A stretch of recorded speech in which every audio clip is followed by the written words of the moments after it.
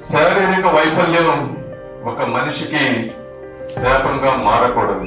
ఇది మారకుండా ఉండాలంటే రెండు మార్గాలు ఉన్నాయి. ఒకటి, వ్యక్తులుగా సమస్యలను అధిగమించి మనం అంటే మీరు ఏం చేయగలరు. రెండవది, మిమ్మల్ని సపోర్ట్ చేస్తూ ముందుకు తీసుకువెళ్లే విధంగా ప్రభుత్వాలు ఏమి చేయగలరు. ప్రతి ఒక్కరిలో ఏదో ఒకటి తెలియని గొప్పతనం, విద్య, అనుభవం అనేది ఆటోమేటిక్ గా వస్తుంది.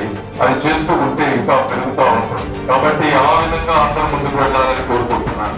నేను ప్రతి వ్యక్తిలో ఉన్నటువంటి జీవన విధానాన్ని చాలా లోతుగా అధ్యయనం చేసిన వ్యక్తిని, నేను అట్లా పెరిగిన వ్యక్తిని. కాబట్టి ఈ సమస్యలు ఇవే కాదు, ఇంకా ముందు ముందు చాలా వస్తాయి. ఏ సమస్యలు వచ్చినా కూడా మీ అందరికీ నేను అందుబాటులో ఉంటాను.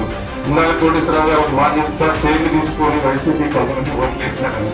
అలాంటి వారు వచ్చినా కూడా నేను మీ మాటని మీకు సహకారం కావాలని కూడా చేస్తానని చెప్తాను.